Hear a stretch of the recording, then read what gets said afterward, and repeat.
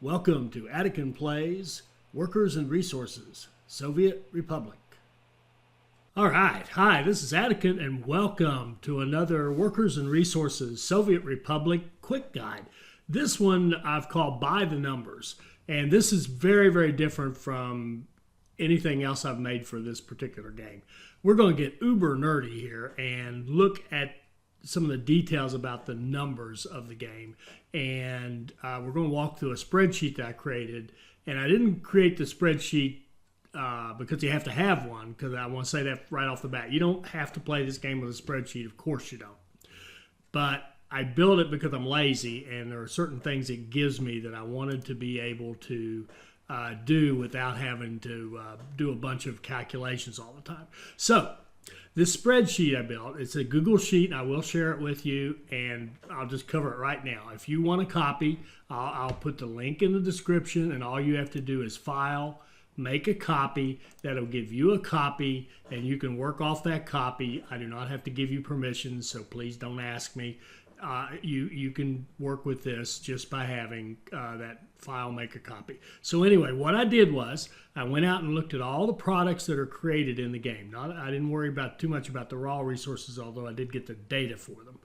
And so I got all the products, and I got the import price based on the best deal you could get, which is right next to the border. So to get these prices, I built whatever building I needed to set up import and looked at what the price was right next to the border for that. So these are best case scenario import prices, and the export prices are a point in time. We all know they go up and down. Maybe you don't. They go up and down over time. They get better and worse. Same with the import prices. They do fluctuate, but this is a snapshot, a picture in time. Here's our import and export prices for our products. Then we go out and look at the products, and I've set it up so that I could put in what's the max production for a particular product. Here, let me set this to 100. It'll make more sense to you. What's the max production for a product? How many workers does it take? And then I went out and got all the imports, all the things that you need. I really should say inputs, all the things that you need to make the product. So for alcohol, you need crops, and you need 30 tons of crop for every, what does it produce? For every 6 tons of alcohol that you create. For oil, for the refinery, you need 250 tons of oil to create the fuel and bitumen, which is a total of 200 units. Now, the bitumen and fuel are the only product that's actually, you make 2 products with 1 pass in the factory. So these are all weighted values. So I weighted the values for bitumen and fuel based on a weighting of how the rate they're produced and the import and export prices. Now, and if you're good at math, you understand exactly what I said. If you're not, it doesn't matter. Just trust me that these are the values based on kind of looking at both bitumen and fuel at the same time. All right, so basically loaded up all the inputs that you need for all these things, all the production, all the max workers, and then did calculations based on, well, if I'm going to import my goods, what could I make per worker for each of these products, and what could I make if I could cover all my imports with production so I didn't have to import anything. And then I also looked at it as kind of a self-sufficiency value. That's my own term. It's something I made up that just says, okay, well, if I made alcohol and instead of exporting it, I used it to go to all my pubs. So if I sent all my alcohol to my pubs, what's that worth to me? And we can see here it's worth more to us than actually creating the stuff and exporting it. And that makes sense because our import prices are higher than our export prices. But at the same time, you can't export you can't use every single drop of alcohol within your republic. So what it really says is, when you make something, give it to your people, and then everything that's left over, export it. That's pretty much common sense. Now, if you're the least bit analytical, there's all kinds of fascinating information in here. And if you're not, yawn. But I find it very fascinating. So here's the first one. This is one, the refinery is your best business. Bitumen and fuel export, best you can do. Absolutely, the numbers bear it out. all the gameplay that everyone's done so far bears that out. Little old boards. You have wood, you have a sawmill, you create boards. Typically, you think of that as a construction material, but it actually is very interesting. If you are importing the wood and just making the boards at a sawmill, it can barely make any money at all, horrid money. But if you actually create the wood yourself, so if you go out and chop down the trees and bring them into a sawmill, it actually makes really good money. In fact, per worker, it makes more money than the refinery. Now, the per worker number can only take you so far. You need to look at the total revenue, the total net revenue, which means you're using imports, and the total revenue, which means you're not using imports, to really get the picture. Because what you'd have to do on any business you set up is it would have to make enough money to cover all the people that you're bringing in who are now consuming all your other products. And I haven't done the analysis yet to figure out what that rate is, but obviously the higher we can get the total net revenue or the total revenue, the better chance we have of covering all our costs. So you can see here that a lot of these are less than $1,000 a day that they make us in total net revenue if we're doing imports. Then they get pretty good if we can actually cover the imports and we don't have to create, we don't have to buy whatever inputs are going into that particular factory. So the really great ones, obviously, to start off to do a net revenues would be the refinery. Food is okay. Steel is not. I would not start with steel because it's such a huge investment. You could, but if you can't create if you're not producing your own coal and iron, I would not do steel at all. I would definitely do a refinery, and in fact, I wouldn't do steel. I would tend to do alcohol. Definitely, alcohol and food makes much more sense. But as I said, I mean, here's to me the biggest one that just jumps out at you is the meat industry. The meat industry, actually, if you're going to import the livestock, you are going to go broke. You will be hitting restart, I promise you, if you try to build your early economy on meat, because you are losing money.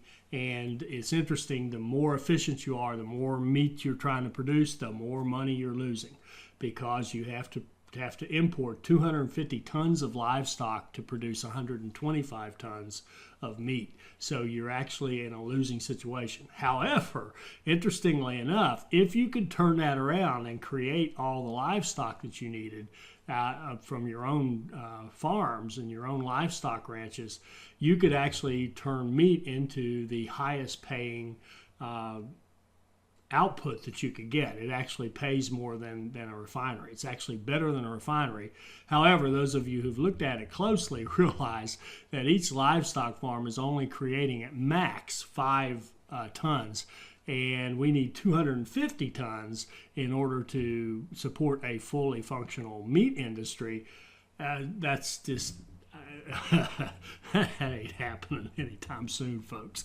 Okay, so meat is a fascinating one. Plastics is another one where if you're going to import the chemicals and the oil that you need to make plastics, you're actually going to lose money. And that's at 100% efficiency on plastics. Now, the other thing that's really interesting to me is look at the electrical components. Let's look at those two. Let's look at electrical components and electronics. So these first two here now. This is at 100% efficiency, but if I cut it down to what's a more realistic efficiency, like 60, so you're not keeping 150 workers in that electrical components. You're keeping 90 workers in it, and that would be pretty good. You would have a pretty efficient system if you can keep 90 people in there at all times. You are losing money if you're importing. You actually lose money importing. And in fact, the only way you can make money is to have all your imports covered. And in the case of electrical components, that's plastics and steel and chemicals. Wow, that's a big deal. So that's a down the road later kind of thing. And besides that, it requires research. But anyway, the point is that to really plan this out, you have to think about what can I realistically do. And by the way, 60% would be very good efficiency. You'd be doing pretty well if you set up industries at 60%. And what can I afford to do built on imports at first until I have my infrastructure going and I could really support it. The other thing is, would you want to go from ground up and say, well, why don't I do coal, and then I can do iron, and then once I have those two going, then I can do steel. That is an iffy proposition too, because the coal, while it makes pretty good, it does make money. You could even import and make a tiny amount of money. But see, you're barely covering any costs. So all those people that you would need in a coal mine or an iron mine, you're going to barely cover the cost of all those people with all the consumption of food and electronics and clothes and meat and what have you, and all the buildings you would have to build to support them. So building from ground up raw material to the first finished product to the second finished product is difficult without an already strong economic base. So again, this tells us build the refinery first, especially on the hard levels. I hear people say, oh, the refinery, so the oil business is so easy, I don't even go there. I think what's happening in some people's cases is they're playing on like normal settings. Well, in normal settings, I could start any industry and I wouldn't even realize it's hurting me, because I've got so much going there and I got so much cash, I can just keep building other things. And the next thing you know, I've got a profit going and my economy looks pretty good.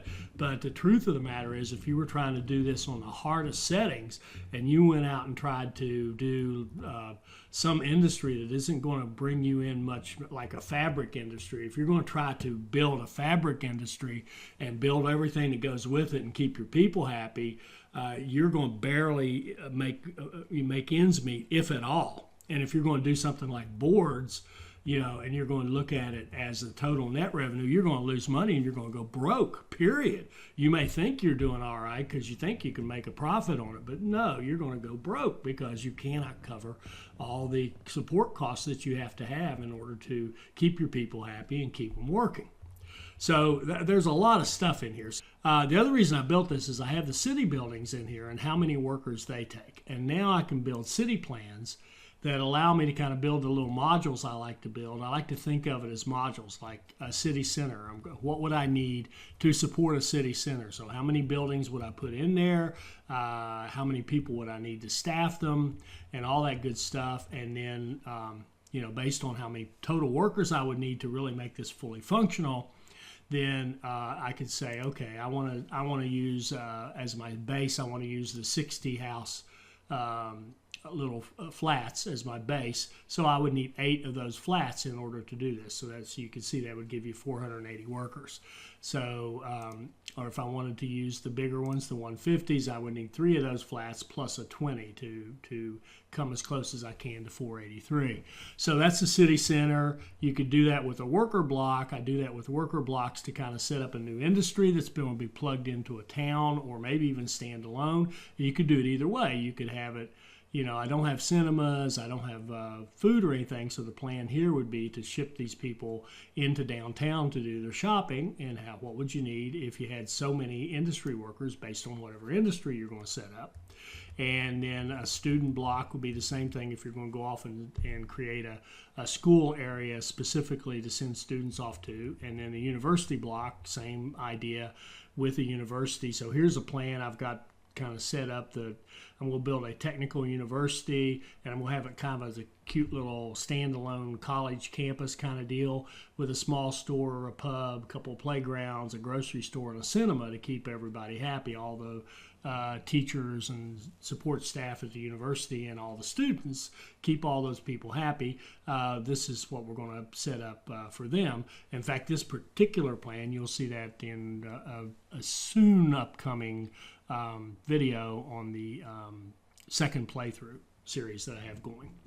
So anyway, that allows me to easily build these little plans. Do you need this? Of course not. Of course you don't need this stuff. But I just got tired of doing the math. I like to get the math right. I like to build the right number of buildings and make things efficient. And that being said, I got tired of doing the math in my head all the time and just built this out. It was just so easy. And the other thing too, I just really enjoy this kind of analytics. My background, I'm a former database designer, so this kind of thing is just it's just my kind of thing. So, and I know for most of you, it's not your kind of thing, but you can benefit from perhaps the city plan would make it easy for you to kind of figure out your little neighborhood blocks you want to do and get an idea of what you need, and even the industries would help you kind of understand things. Now, keep in mind too, one more time I'll say this, those prices, those import prices are the best prices.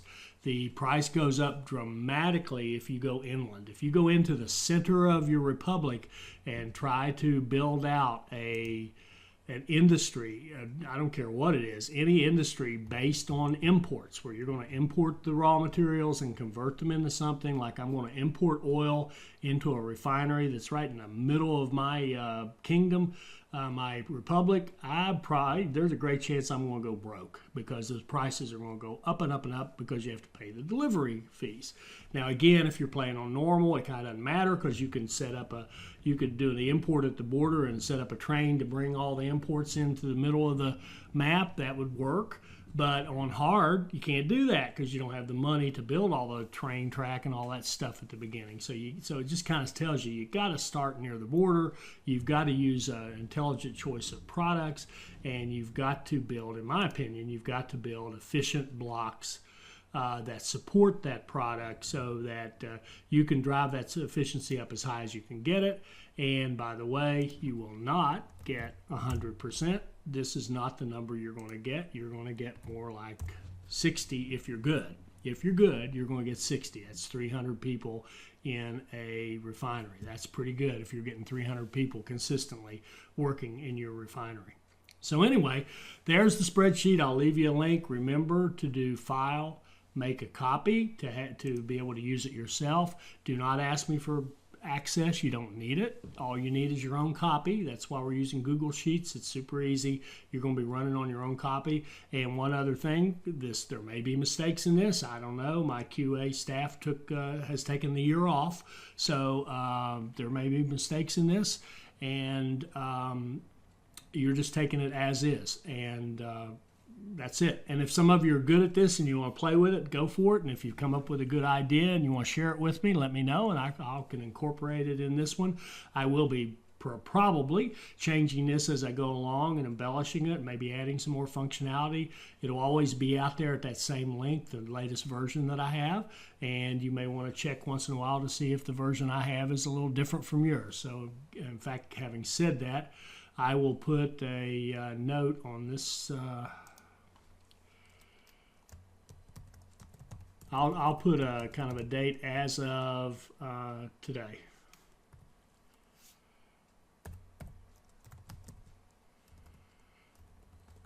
Let's just do. Okay, as of this date. So if you see if you're running one that's as of this date, as of 4/24/2019.